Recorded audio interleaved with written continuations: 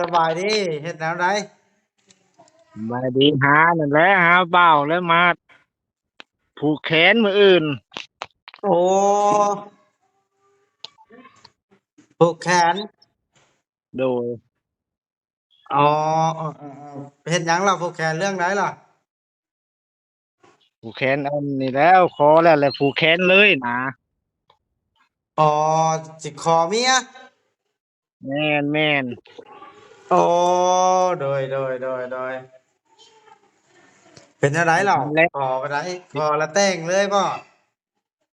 บ่แบบว่าขอแล้วก็แบบผูกแขนน้อยเลยหั้นนะ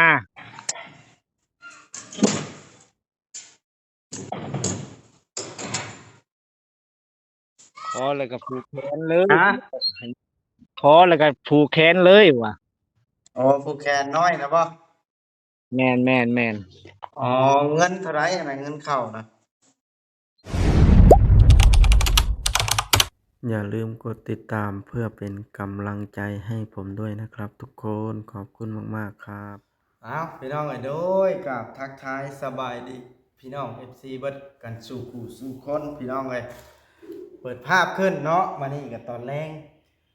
อ่าบ่วัดก็ได้มาแต่บ้านป้าแต๋วป้าวอนไปกินส้มกินแซวอยู่หั่นหลังจากที่บ่ได้เข้าแต่หึงเนาะไปกับปืนหูตื่นตาหลายเติบน้องเฮือนชานทางป้าวอนกันโอ้แล้วหลายอันหลายอย่างเนาะเฮือนป้าแต๋วกันแล้วเสร็จสมบูรณ์เฮือนป้าแต๋วก็ยังแต่กะล่างพี่น้องไอ้นั่นก็ได้อ่าก็คือมื้อนี้น้องบ่วัดก็มีข่าวดีว่าง่ายๆซะ ให้ FC เบิ่งนำกันคือทางเอื้อยมดกับพ่อจอยของนางตุ๊กเพิ่นได้สิได้แต่งงานกันมื้ออื่นเพิ่นโทรมาหมาดๆสดๆร้อนๆพี่น้องเอ้ยเพิ่นโทรเล่าว่าวัดผูกแขนว่าซั่นสิแต่งงานกันมื้ออื่นคะดอง3ล้าน7คันคอนะพี่น้องเอ้ยเนาะแล้วก็อ่าหมู่แน่หลายอันหลายแนวเนาะก่อนจะคุยกันปะ ไปเบิ่งไปชมน้ำกันพี่น้องจังบ่เสียเวลาเนาะตอนที่พ่อจ้อยเพิ่นโทรมาบอกเนาะว่าเพิ่นเว้าหยังแน่เพิ่นจัดงานแบบใดแน่หั้นนะเพิ่นเล่าล่ะเฮามื้ออื่นสิไปแต่เช้าเลยมันจังบ่ฮ้อนพี่น้องไปเฮ็ดเป็นญาติพี่น้องทางพ่อจ้อยนะเพิ่นก็บ่มีไผพี่น้องเอ้ยญาติพี่น้องเพิ่นก็คือเว้าล่ะเพิ่นอยู่ไทยเบิดเพิ่นก็เลยตัวผู้เดียวอาศัยพี่น้อง YouTube เฮานี่แหละ เป็นอันอ่าพี่เป็นนอกเนาะไปพี่น้องโทรกันเลยโทรศัพท์เครื่องนี้แหละเนาะสำบายดีจังไดเนาะมาดีอัลโหลพ่อจ้อยโอ้โดยสบายดีเฮ็ดแนวใดมาดีหานั่นแหละหาเบาแล้วมาผูกแขนมืออื่นโอ้ผูกแขนโดยอ๋อเฮ็ดหยังล่ะผูกแขนเรื่องใดล่ะผูกแขนอันนี้แล้วขอแล้วแหละผูกแขนเลยนะอ๋อสิขอเมียแม่นโอ้โดยเป็นจังไดเหล่านั่นแหละ ขอบ่ได้ขอแล้วแต่งเลยบ่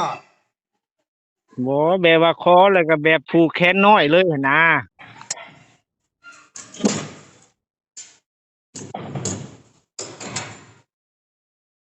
ขอแล้วก็ผูกแขนเลยฮะ ขอแล้วก็ผูกแขนเลยว่ะอ๋อผูกแขนน้อยนะบ่แม่นอ๋อเงินเท่าไรอันนั้นเงินเข้านะเงินเข้า3,700,0003,700,000แม่นเออและทองได้มีบ่ตัวนั้นแหละบ่ทันได้เว้านะตัวนั้นตัวนั้นน่ะบ่ทันได้เว้าถึงบ่อ๋อโอ้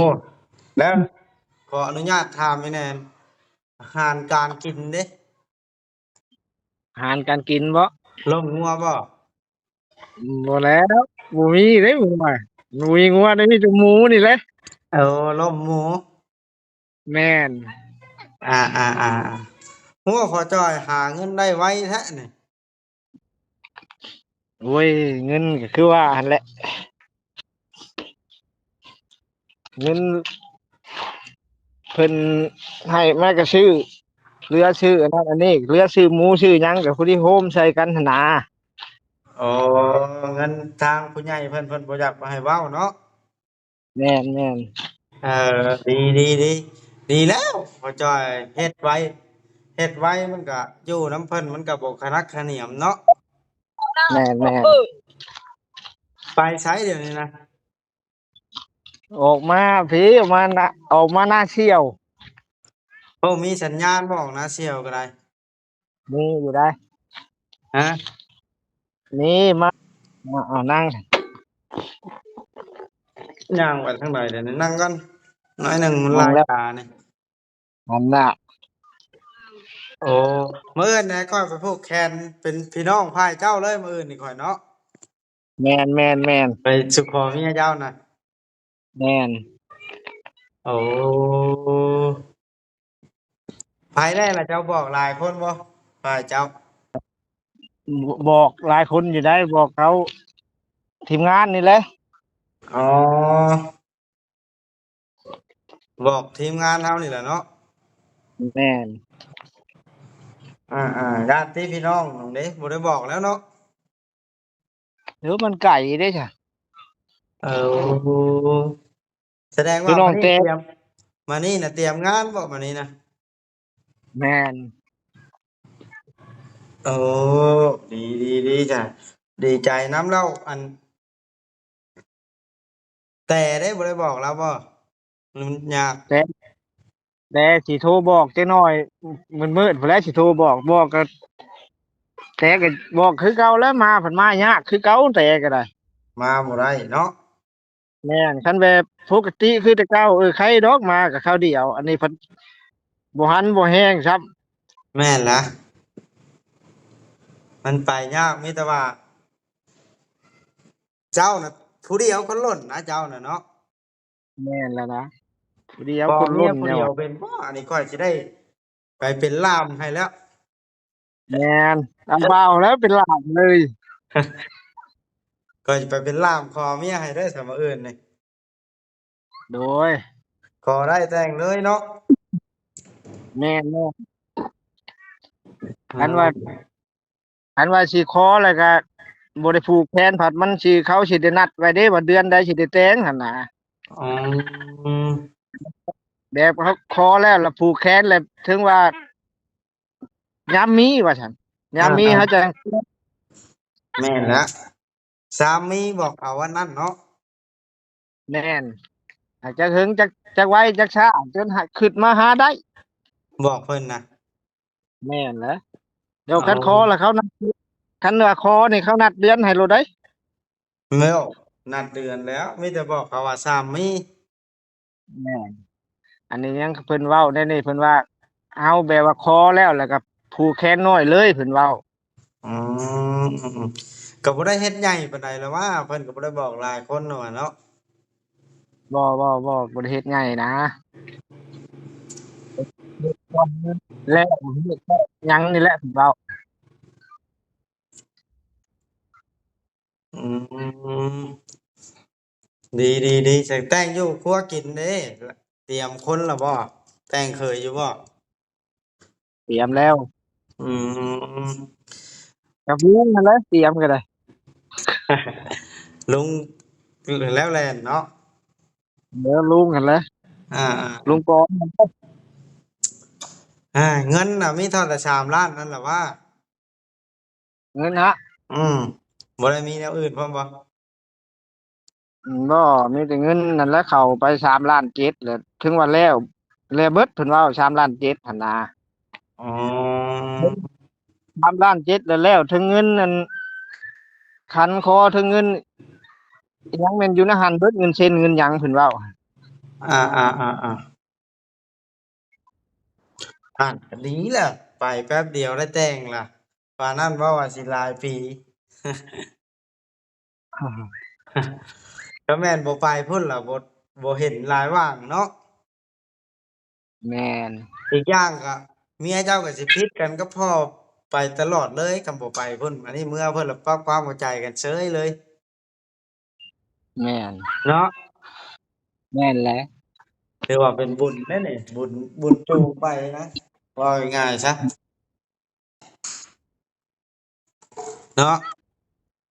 โอ้ยเออจักโมงก็ลืมแล้วกันนี่เก้าบ่ตอนผูกหรือ10 9:00น9โมงน่ะแม่นให้ได้ผูกบ่แม่นโอ้เอาแต่เช้าอีหลีพังเว้านี่10เป็นหยังแต่ข้อยอยู่ไกลสิไปทันบ่นี่ เพิ่นเว้าว่า9:00นเด้จ้ะผู้ใหญ่เพิ่นเว้าเว้านำเนาะแม่นเว้านำบ่าวเวียงก็ว่า9:00นก็บอกว่าเวียงก็9โมง แม่นโอ้ข้อยสิออกจากบ้านจักโมงบาดแต่7โมงพี่แหล้วเนาะแหละ7:00นปลายก็ได้โอ้คือว่าบ้าว้าวเล่นรถบ่ไวๆนั่น โอ้ยไว้นั่นใดก็ค่อยไปแล้วเนาะย่านมันบ่ปลอดภัย แม่น เอามื้ออื่นเพิ่นว่าสิอวนกันให้เฮาก็ได้โดยเนาะสิอวนกันขี่ขึ้นพุ่นโดยไปสิจักแนวเฮ็ดมันนั่นจำเป็นแล้วเด้ฮอดมื้อฮอดวันล่ะหมู่พาเอาเมียเจ้าก็แต่งคือกันเจ้าก็ได้โดอา ยเจ้าบอกแล้วว่าพอลูกแพทย์น่ะหรือบ่มีเพศเรามีเพชรเราได้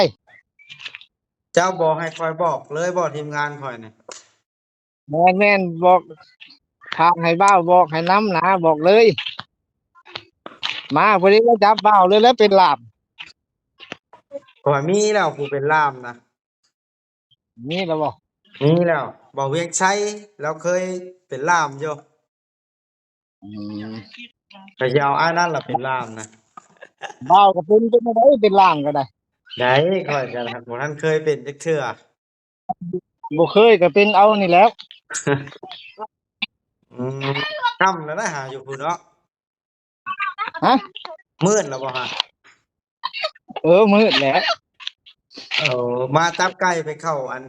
พาขวัญน่ะบ่แม่นมาเอาไก่มาเลี้ยงบ่ใช้ได้หมดบ่น่ะหมดยังให้เบิ่งหน่อยก่อนฮัลโหลสบายดี อ๋อสิได้เป็นเจ้าสาวแล้วบัดนี้เนาะ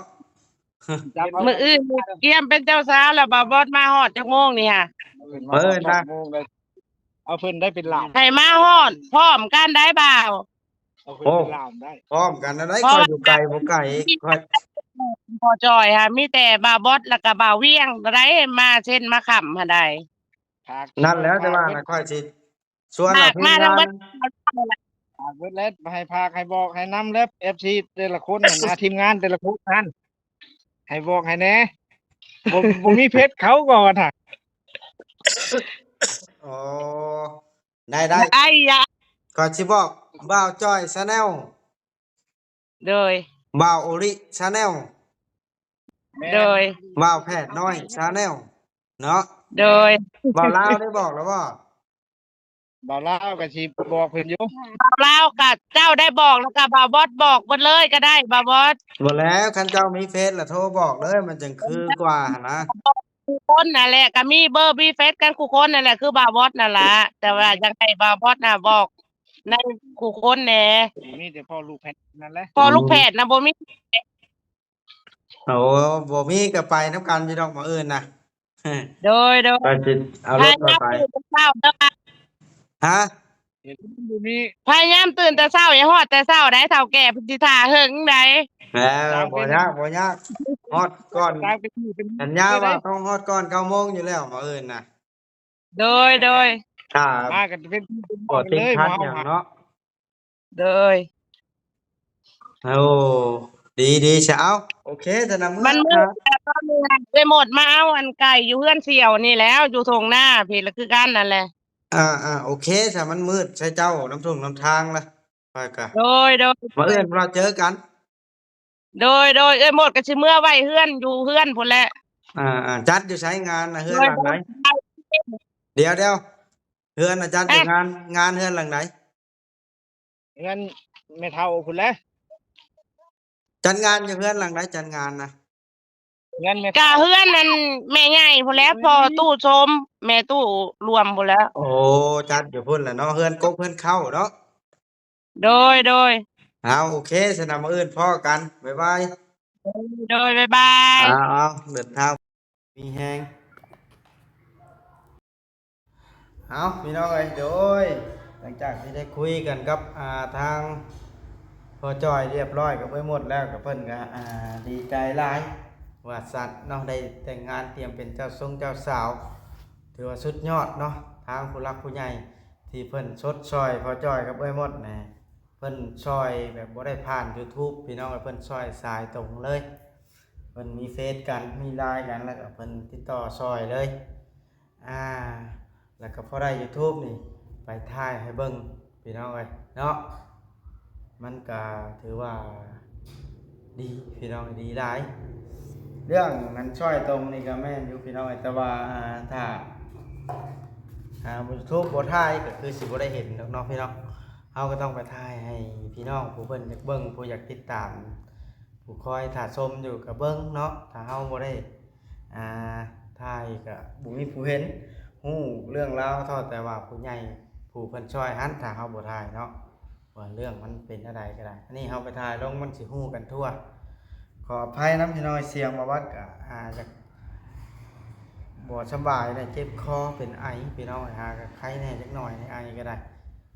มันบ่ดีคนยามนี่แหละทั้งวัดทั้งไอแต่ว่าอากาศร้อนอยู่ได้เด่นพี่น้องร้อนแฮงเนาะโอเคมีแต่ว่ารอเบิ่งรอชมมื้ออื่นพุ่นล่ะพี่น้องเอ้ยว่าสิเป็นแนวใดก็ได้เนาะบ๊ายบาย